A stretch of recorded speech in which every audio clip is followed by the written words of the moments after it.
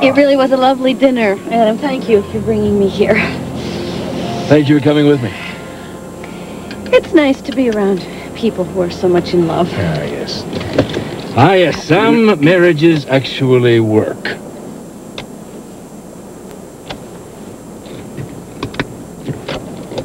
What's the matter? I don't know. It must just be cold or something. We may have to take them up on that offer for a room. Try it again. Battery seems to be dead.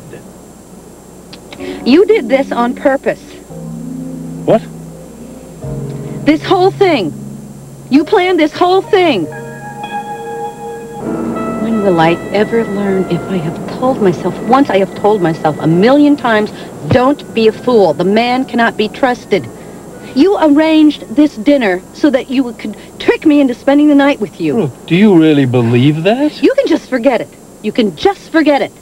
Because I wouldn't spend the night with you on the same block, let alone in the same room. Wait, you really think that I drove you all the way out here so I could have my way with you? All the lowest things, you know, this really is. It's the lowest. It's the lowest. Brooke, the car won't start. It's not my fault. Come on, if you don't believe, try it. I believe it won't start. I think you did something to it. Oh, when? I've been in there all evening with you and Jim and Dottie. No, not the whole time. I went away. I went to the ladies' room for a minute. And I don't know, maybe you did something in advance. I don't know. You think I sent Jim out here to sabotage the car? Do you think that man would really do that?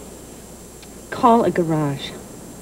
The nearest garage is 10 miles from here, and they're closed. Fine. Then I will just walk home. No, come on, don't you be ridiculous.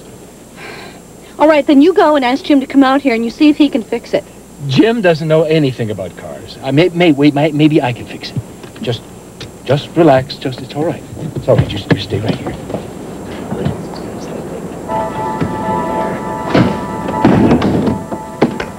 Just relax. It's all right.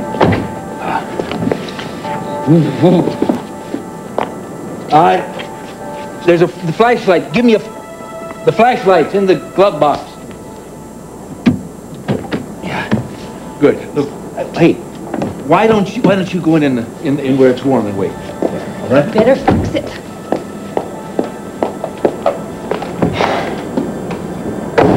Oh boy. I think someone owes someone an apology. Well, aren't you proud of me? I practically froze my fingers off. There was a wire loose in there. Loosened by you, probably. Oh, come on, Brooke. I told you. I know what you told me. You still think this was a setup? You're darn right I do. I think that you were trying to show me another side of Adam Chandler. A lovely dinner here, meeting your friends. Soften old Brooke up for the kill. Soften old Brooke up for the... Oh, I know why you're so mad. I am mad because I don't appreciate being taken advantage of this way. No. You're mad because you had a good time. Oh. Come on, Brooke, think about it. You had as good a time tonight as I did, and you can't stand it. Dream on. Brooke, come on, admit it. You've spent so much time building up walls between us, and now that they start to come down, we'll scare the hell out of you. I'm right, aren't I? Aren't I, Brooke? Brooke, what are you doing?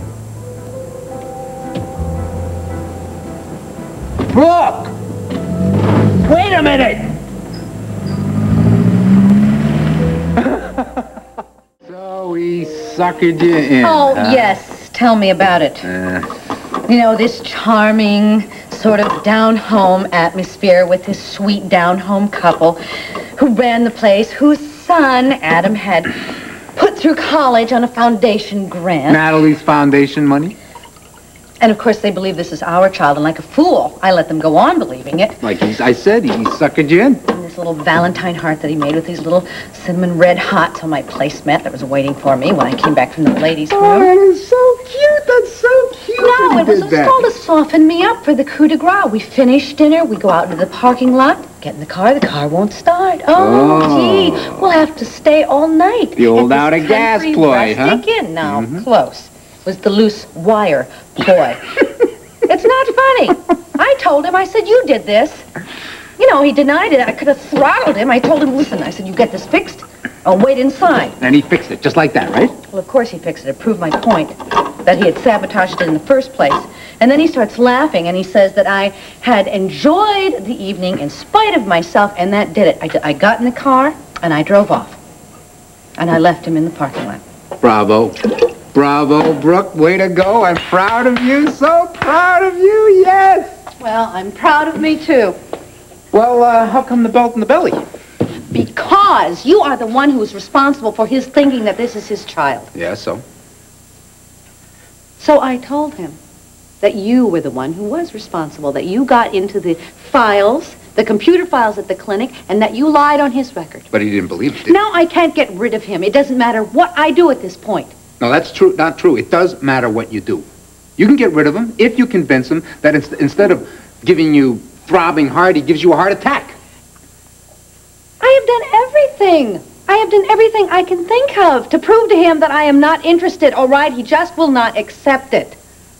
Yeah, that's because it's not the truth. Would you like a belt? Your words say one thing, and your actions say another. What do you expect him to do? You burnt the tapes up. You ran to him as soon as he caved into Natalie. You went out to dinner with him. You were about to spend the night with him at that inn. Sorry, schmarry. You love the guy. I don't love him. Oh, you do too love him. I can see the spark. There is a spark there. Such a lie. All right? I don't believe it. I don't believe it, so why should Adam believe it? And I thought you were a devotee of the truth. I am not going to be used, all right? Used? Who's using who? You have used me. You're probably still using me. You always have some sort of devious plan in your mind. I don't have any plan. All I got is wedding plans. Thanks to you for turning out. I'm warning you. Okay. I'm out of here. There's just one thing. You know that little thing about the wire that Adam, it's the truth?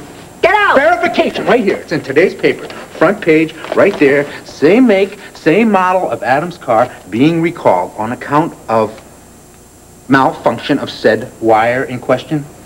Sorry to say, Brooke, but you gave the bum a bum rap. See you later.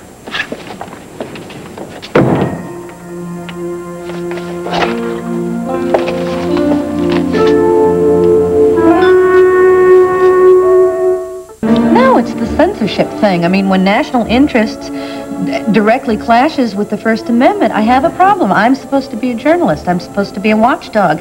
And when people accuse me of being un-American because I support free press, I mean, it's... Then you blow. Well, it doesn't happen that often, but anyway. You remember when I was publishing Tempo, when you first came to work for me? Oh, please, don't remind me. It took me forever just to convince you that I loved you. I thought we were talking about the Constitution. Specifically about the freedoms of press and speech. You wouldn't want to deprive me of my constitutional rights, would you? Adam, you keep bringing the conversation back to us. Well, isn't there an amendment concerning wonderful, beautiful memories and hopes for the future? Brooke, I've learned one thing. Finally. That time and love are the two most precious commodities on earth.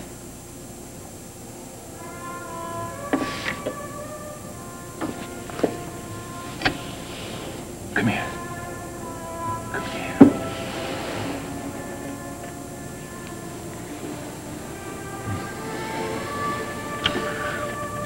Please don't do this to me. I love you. I want to be Adam. with you. You love me too. I know you do. You know you do. You're carrying my baby. I'm not carrying your baby. This is my baby. And I want you to go home. We haven't had dessert yet. I don't want fruit and cheese.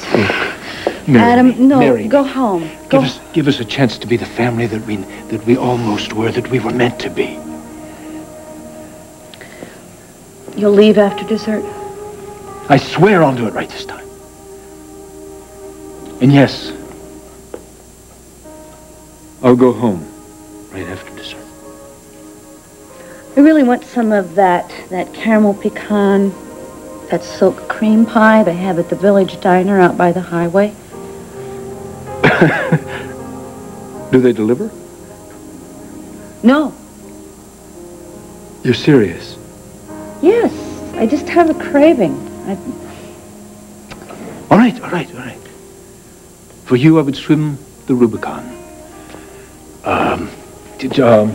Anything else you want? Some pickles, ice cream? No, just the pie. Just the pie. That's the pie, okay. I'll be right back.